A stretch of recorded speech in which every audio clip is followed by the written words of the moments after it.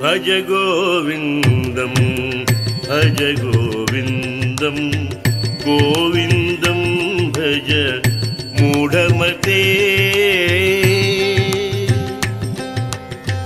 भज गोविन्दं भज गोविन्दं गोविन्दं भज मूढमते सम्प्राप्ते सन्निहिते काले नहि नहि रक्षति त्रिकृकरणे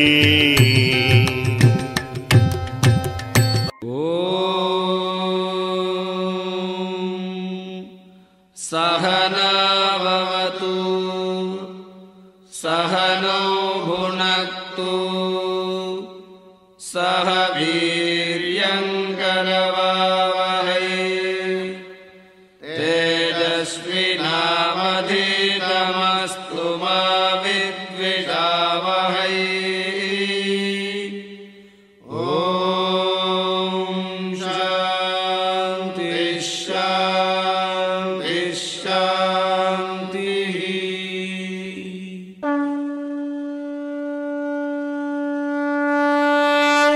श्रुति स्मृति पुराणानाम् आलयं करुणालयं नमामि भगवत्पादं शङ्करं लोकशङ्करम् शङ्करं शङ्कराचार्यं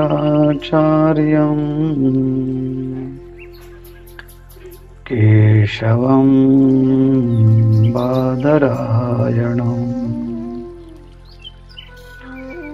सूत्रभाष्यकृतौ वन्दे भगवन्तौ पुनः पुनः।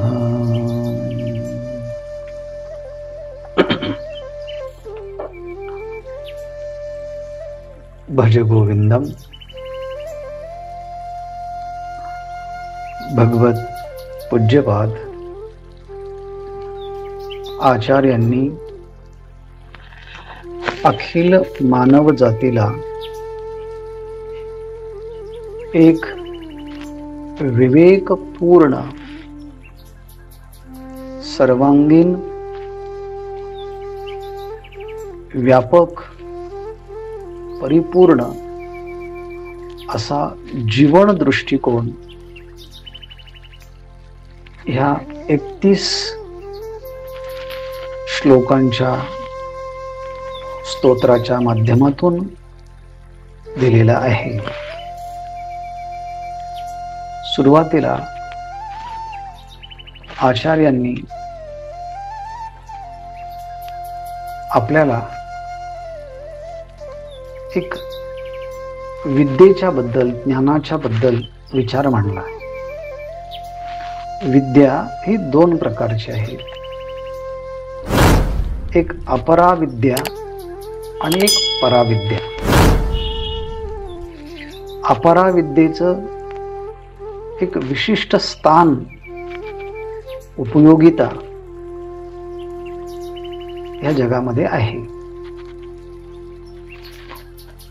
पण अपराविद्या संपादन केली म्हणून जीवन परिपूर्ण होतं असं नाही।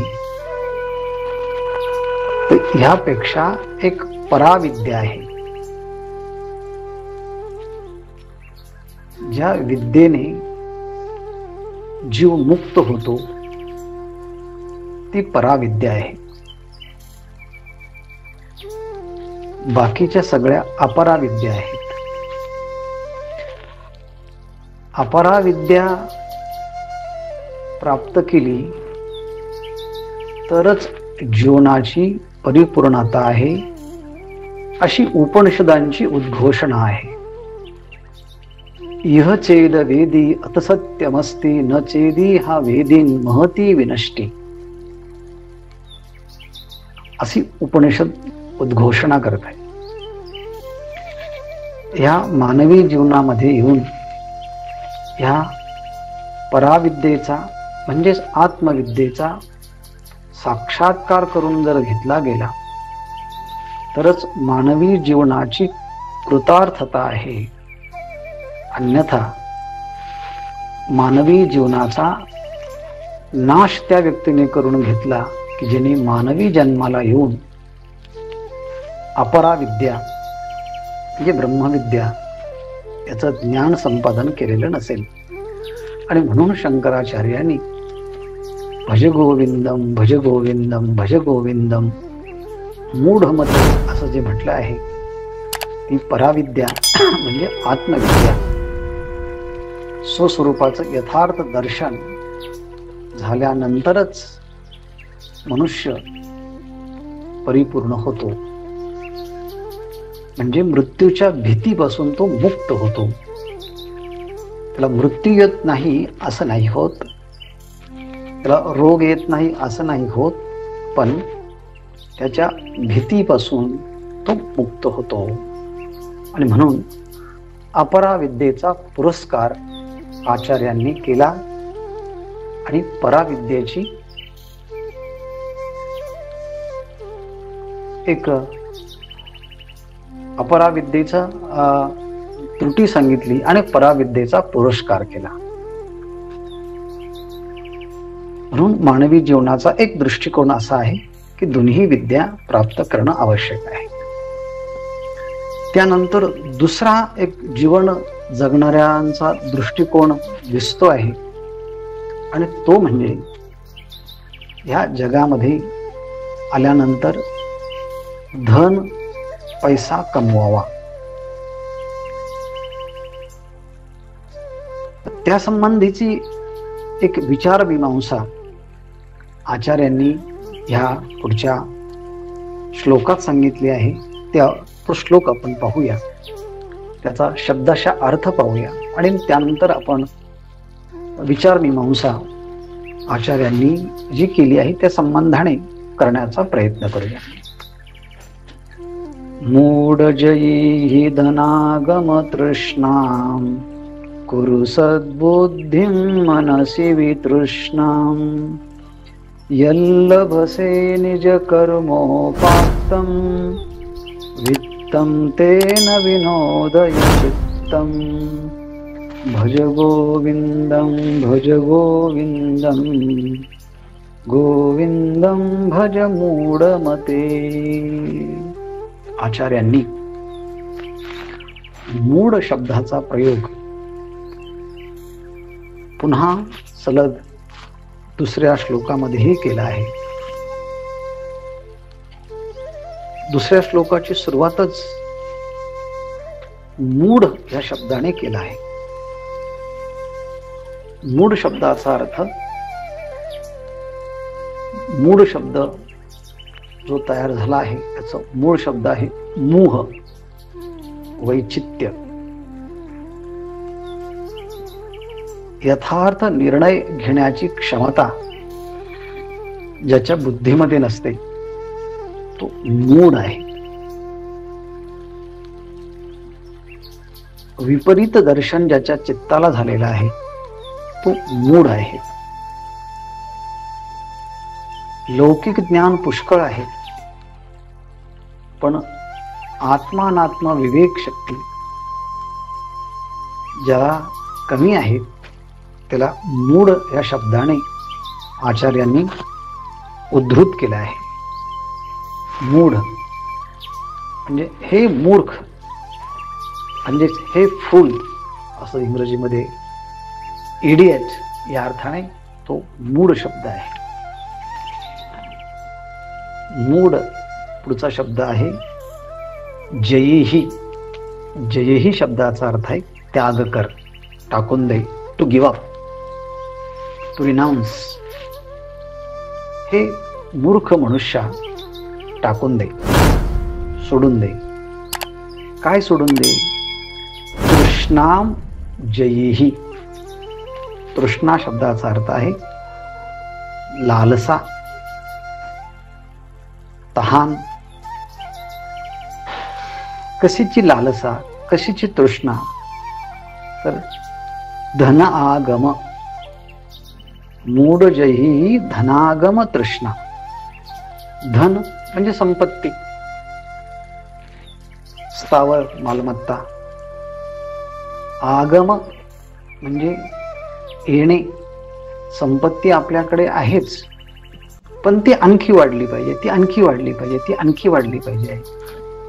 त्या संबंधाची जी तृष्णा आहे, जी तहान आहे, जी लालसा आहे, हे मूर्ख मनुष्या या धनाची तृष्णेचा तू त्याग कर. मूढ जयेही धनागम तृष्णा. बर, मग काय कर? धनाच्या तृष्णेचा त्याग कर. हे पहिलं विधान. दुसरं विधान आहे कुरु सद्बुद्धीम. तुझ्या बुद्धीने सद्बुद्धीम कुरु. त्या सत्तत्वाच्या विचाराची मीमांसा कर. त्या सत्तत्वाच्या बद्दल, शाश्वत तत्वाच्या बद्दल तुझ्या बुद्धीमध्ये विचार कर. आणि जेव्हा शाश्वत तत्वाच्या बद्दल तुझ्या बुद्धीला यथार्थ बोध होईल, तेव्हा तुझ्या मनामध्ये असणारी जी काही तृष्णा आहे, त्या तृष्णेचा पूर्णपणे परित्याग कर. मनसी वितृष्णाम. मनसी म्हणजे मनामध्ये असणारी जी काही तृष्णा आहे, त्या तृष्णाला काय कर? आता वितृष्ण हो, म्हणजे तृष्णा विरहित हो. म्हणजेच वैराग्य मनामध्ये धारण कर. तृष्णा विरहित होणं, जे लालसा विरहित होणं, म्हणजे चित्तामध्ये वैराग्य धारण कर. आणि कुरु सद्बुद्धी, सत्तत्वाच्या बद्दल विचार कर, म्हणजे वैराग्य विवेक धारण कर. म्हणजे धनाच्या तृष्णेचा त्याग कर. बुद्धीमध्ये विवेक आणि मनामध्ये वैराग्य धारण कर. अच्छा, हे 3 विधानं झाले. मग जगायचं नाही का? जर धनाचा त्याग केला तर आम्ही जगणार कसं? मग आचार्य म्हणतात, यल लभसे निज कर्मोपात्तम. यल लभसे, जे काही प्राप्त होईल. कशाने प्राप्त होईल? निज कर्म उपात्तम वित्तम. स्वतःच्या वाट्याला आलेले कर्म प्रामाणिकपणाने केल्यानंतर, म्हणजे तुमच्या हार्ड वर्किंगच्या द्वारे, तुमच्या प्रामाणिकपणाने केलेलं जे काही कर्म आहे, त्या कर्माच्या द्वारे निज कर्म उपात्तम, जे काही प्राप्त होईल, काय? वित्तम. अर्थात तुमच्या कष्टाने प्राप्त होणारं जे काही धनसंपत्ती आहे, ते तुम्ही प्राप्त करा. निज कर्मोपात्तम वित्तम. स्वतःच्या कर्माने जे काही फल प्राप्त होईल त्या कर्माचं, ते तुम्ही संपत्ती म्हणून स्वीकारा. आणि काय करा? तेन विनोदय चित्तम. आणि मग त्या संपत्तीच्या द्वारे त्याचा विनियोग करा. त्यामुळे तुमच्या चित्ताला समाधान, एकाग्रता, अंतर्मुखता प्राप्त होईल. असा सरळ सरळ ह्या श्लोकाचा अर्थ झाला. मूढ जही धनागम तृष्णाम कुरु सद्बुद्धी मनसी वितृष्णाम यल्लभसे निज कर्मोपात्तम वित्तम तेन विनोदय चित्तम. आणि मग ते चित्त समाधानी होईल आणि मग त्या चित्ताने तुम्हाला त्या भगवंताची भक्ती, उपासना आणि ज्ञान प्राप्त करता येईल. म्हणून भज गोविंदम भज गोविंदम गोविंदम भज मूढमते, असा सरळ अर्थ झाला. आता ह्या संबंधाने आपण विचार करूया.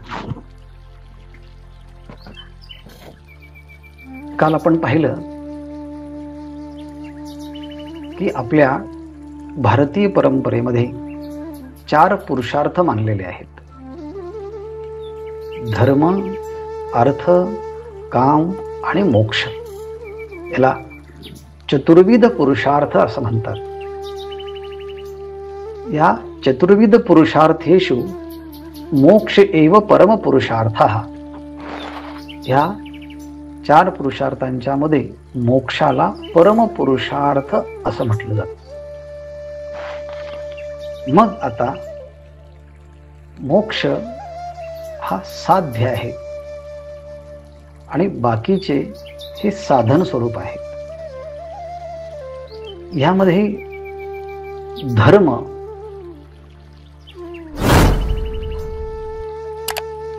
याचं स्वरूप मॉनिटर सारखं आहे. धर्माचं नियंत्रण कामावरती असावं आणि धर्माचं नियंत्रण अर्थावरही असावं. अर्थ संपादन करणं आणि काम संपादन करणं तो कसा करावा, कोणत्या पद्धतीने करावा, किती करावा, कोणी करावा, याचं नियंत्रण धर्म ह्या पुरुषार्थाचं असतं.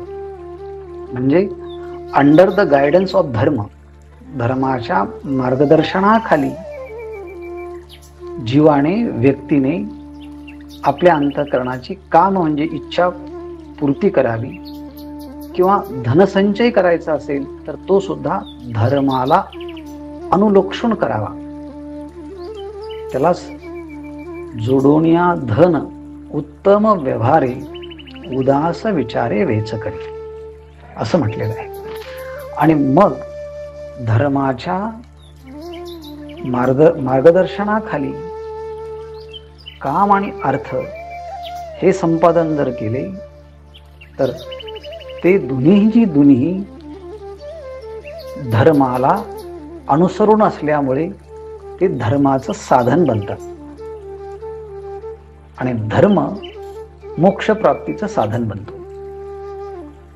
पण काम आणि अर्थ ह्या पुरुषार्थावरती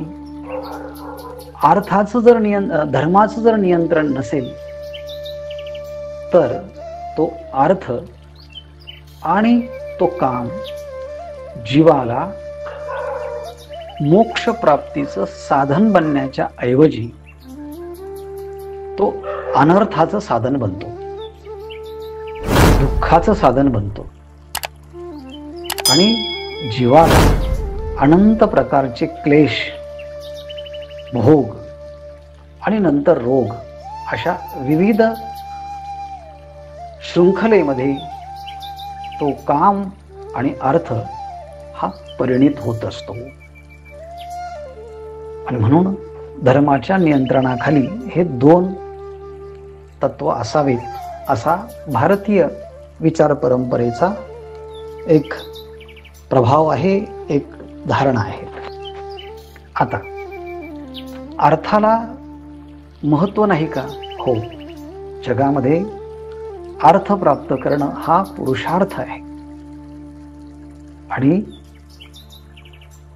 ह्या जगामध्ये माणसाची ओळख खऱ्या अर्थाने तो पैसा किती कमवतो, त्याच्याकडे संपत्ती किती आहेत, टेंजिबल प्रॉपर्टी किती आहेत, ह्यावरून त्याची ओळख होते.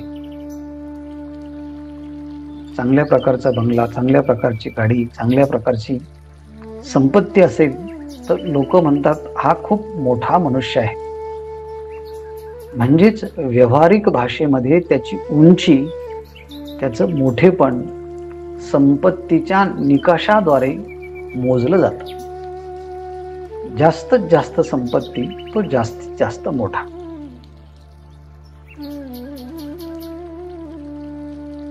आणि ज्याच्याजवळ संपत्ती आहे,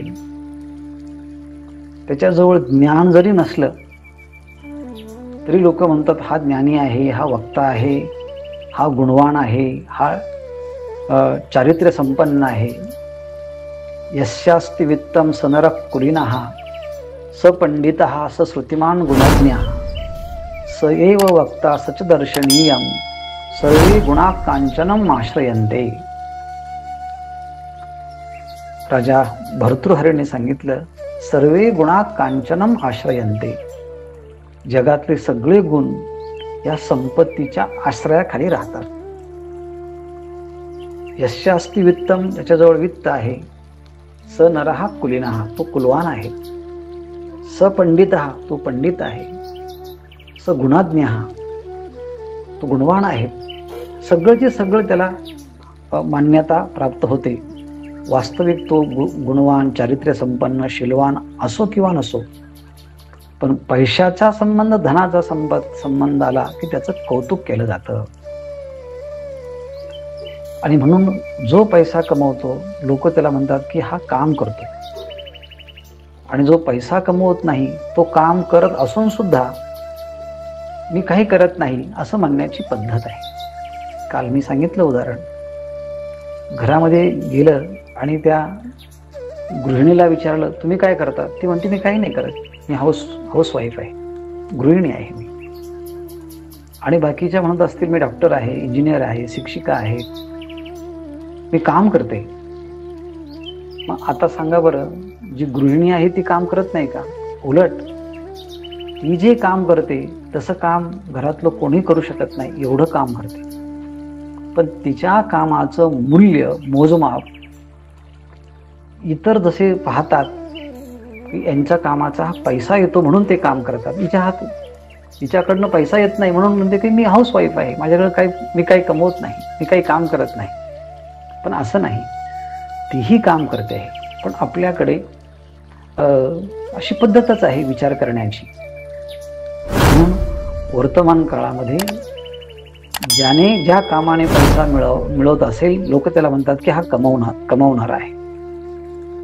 अच्छा, म्हणून पैसा कमवणं ही एक गरज आहे, एक व्यवस्था आहे, त्याला नाकारणं हे बरोबर नाही. पण जेव्हा आपल्या कर्माच्या द्वारे पैसा प्राप्त करण्याकरता आपण असमर्थ बनतो, तेव्हा अन्य मार्गाचा आपण अवलंबन करतो. एका वकिलाने आपल्या घरी नळ जरा लिकेज झाले म्हणून प्लंबरला बोलवलं. त्या प्लंबरने 1 तासभर सगळे नळ जे आहेत ते त्याने दुरुस्त केले आणि सांगितले वकिलाने, किती झाले तुमचे पैसे? तो म्हटला झाले 2,500 रुपये. तो म्हटला फक्त 1 तासभर तुम्ही काम केलं आणि 2,500 रुपये घेता तुम्ही याचे? ते म्हटले हो, माझे तेवढीच फी झालेली आहे. तो वकील म्हणतो मी वकील असून सुद्धा मला 1 तासाचे तेवढे पैसे भेटत नाही. तो प्लंबर म्हणतो हो, मी सुद्धा कोर्टात प्रॅक्टिस करत असताना मला सुद्धा तेवढे पैसे भेटत नव्हते, म्हणून तर मी आता प्लंबिंगचं काम करतो. सांगायचा उद्देश आहे की त्या कर्मामध्ये आपल्याला करताना पैसे भेटत नाही म्हणून आपण अन्य मार्गाचा अवलंबन करतो. म्हणून इथे पैसा कमवण्यासाठी काही प्रतिबंध नाही. इथे धन कमवू नका असं नाही. या ठिकाणी धनागम तृष्णाम, त्या जेवढं काही आपल्याला धन पाहिजे त्याच्यापेक्षा आपण जास्त धनाची जेव्हा अपेक्षा करतो तेव्हा त्याला तृष्णा असं म्हणतात, तेव्हा त्याला लालसा असं म्हणतात. आणि जेव्हा तृष्णा आणि लालसा उत्पन्न होते तेव्हा ती लालसा, ती तृष्णा अनेक अनर्थांना जन्म घालते. श्रीमद भागवतामध्ये 11 स्कंदाच्या 23व्या अध्यायामध्ये या धनाच्या संबंधाचा विचार केला आहे. तिथे असं म्हटलं आहे, धन प्राप्तीचं साधन आपल्याला निश्चित झाल्यानंतर त्या धन प्राप्त करताना, ते वाढवताना आणि ते जर नष्ट झालं तर खूप कष्ट होतात. म्हणजे धनाच्या उत्कर्षासाठी, धनाच्या संगोपनासाठी खूप आयास करावे लागतात. आणि अचानक धन जर, संपत्ती जर कोणत्या कारणाने निघून गेली तर वर्षानुवर्षे त्याची चिंता, संपत्ती गेल्याची त्या व्यक्तीच्या अंतःकरणामध्ये असते. म्हणून अर्थस्य साधने सिद्ध उत्कर्षे रक्षणे वे, नाशोपभोग आयास त्रासश्चिंता भ्रमो नृणाम. अर्थात त्या धनाच्या साधनासाठी, उत्कर्षासाठी, रक्षणासाठी कष्ट करावे लागतात आणि नाश आणि झाला तर खूप मनामध्ये संताप उत्पन्न होतो. धनाचं खूप महत्व आहे, पण तृष्णा वाढली की भागवतामध्ये असं म्हटलं आहे की 15 प्रकारचे अनर्थ त्या धनाच्या तृष्णेमुळे प्राप्त होतात. कोणकोणते आहे 4 मिनिटांमध्ये आपण बघूया. स्थेयम, हिंसा, नृतम, दंभ, काम, क्रोध, स्मयो, स्मदः, भेदो, वैरम, विश्वास, संस्पर्धा, व्यसनानि च एते 15 ह्यर्थमूला मता नृणाम. तस्माद अनर्थमर्थाख्यम श्रेयोर्थी दूरस्तेजेत. श्रेयोर्थी दूरस्तेजेत. श्रेय म्हणजे मोक्ष, कल्याण करणाऱ्या साधकाने ह्या तृष्णेचा दुर्हुण त्याग करावा. श्रेयोर्थी दूरस्तेजेत. का बरं? त्याचं कारण सांगतात. धनाची लालसा वाढली की मग तो मनुष्य स्थेयम, चोरी करतो. चोरी करणं म्हणजे प्रत्यक्ष धन हिसकावून घेणं असं नाही, तर समोरच्या व्यक्तीच्या अज्ञानाचा फायदा घेऊन आपल्या ज्ञानाच्या द्वारे नकळत वेगवेगळ्या माध्यमातून त्याचं धन कसं आपल्याला भेटेल अशा प्रकारचे प्रयत्न, ज्याला नेटवर्कच्या माध्यमातून फसवणं असं याला आधुनिक भाषेमध्ये म्हणतात, ती एक प्रकारची चोरी आहे. म्हणजे चोरीने प्राप्त केलेलं धन त्याची कधी चोरी होईल काही सांगता येत नाही.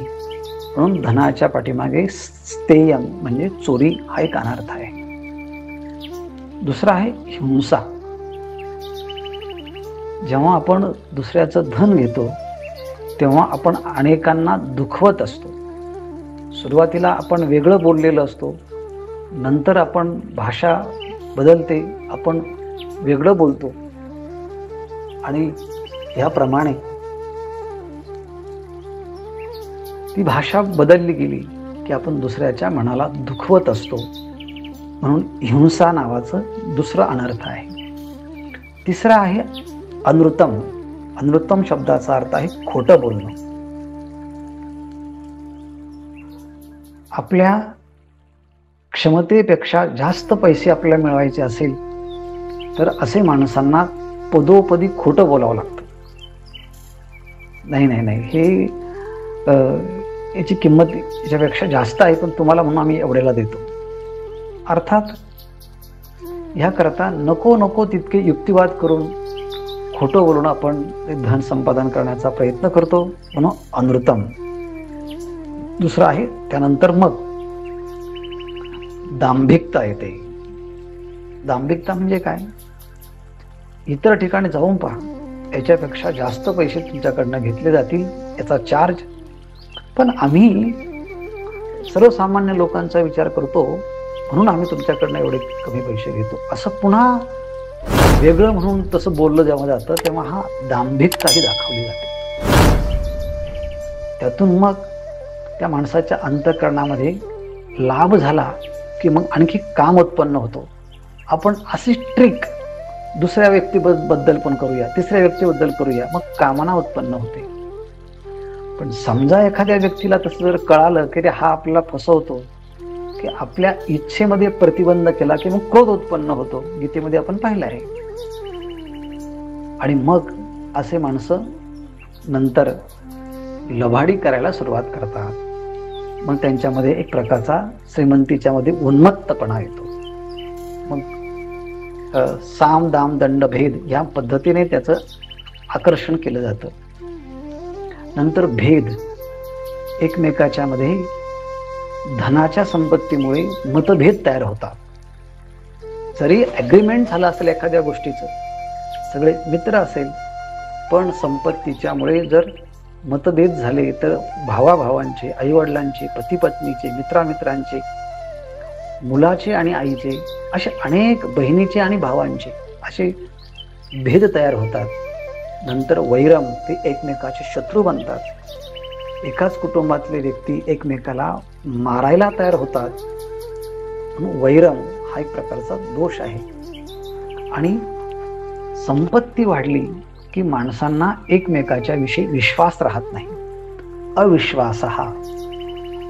आणि नंतर संस्पर्धा, मग त्याच्यापेक्षा मी मोठं कसं होईल, त्याच्यापेक्षा त्या प्रॉपर्टीपेक्षा माझी प्रॉपर्टी मोठी कशी होईल, त्यांच्या ग्रुपपेक्षा आपला ग्रुप मोठा कसा होईल, अशा प्रकारची संस्पर्धा लागते.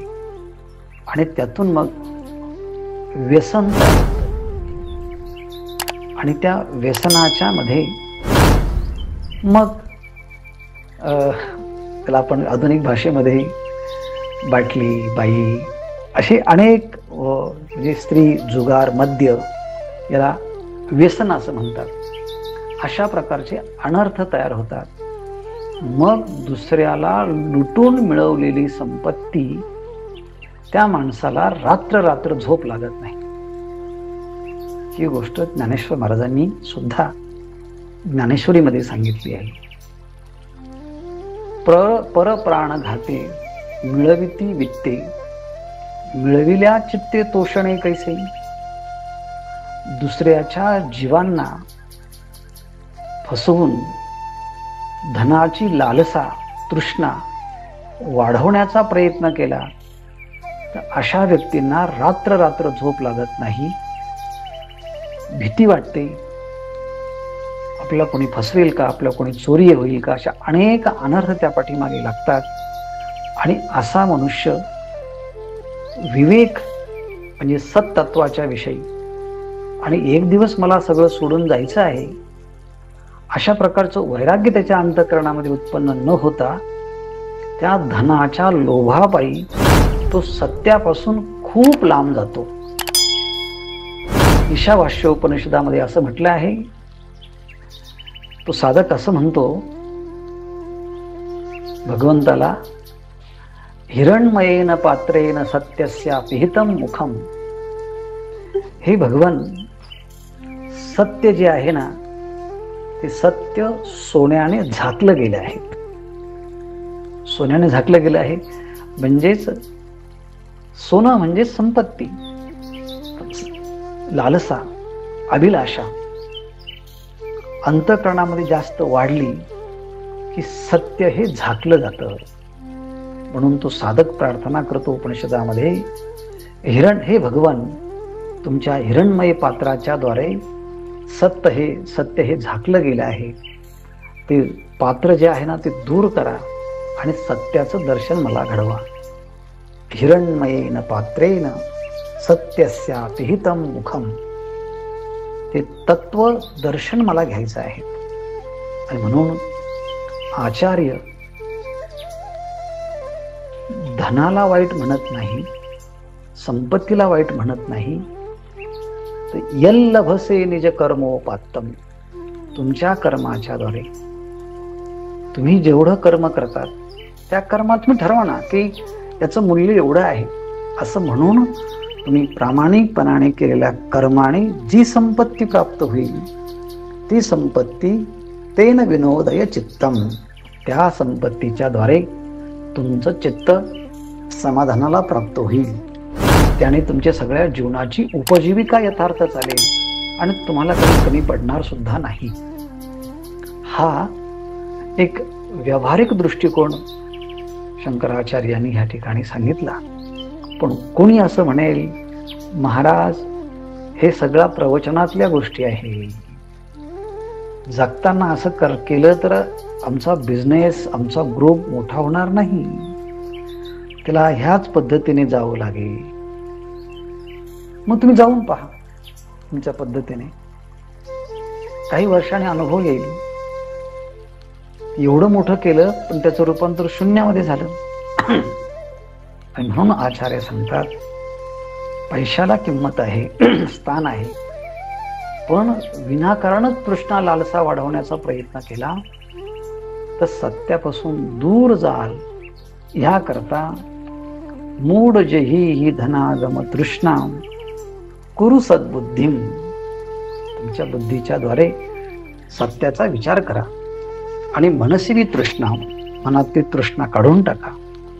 यल्ल भरते निज कर्मोपातम. आणि तुमच्या वाट्याला आले कर्माच्या द्वारे जेवढा लाभ प्राप्त होईल तेवढं संपत्ती तुम्ही घ्या. आणि तेन विनोदय चित्तम. आणि त्याने तुमचं चित्त समाधानी होईल आणि जीवनाची एक व्यवस्था नीट चालेल. हा धावता भाव आपण पाहिला. यातला काही सूक्ष्म भाग आपण उद्या पूर्णमद पूर्णमिदं पूर्णात् पूर्णमुदच्यते पूर्णस्य पूर्णमादाय पूर्णमेवावशिष्यते.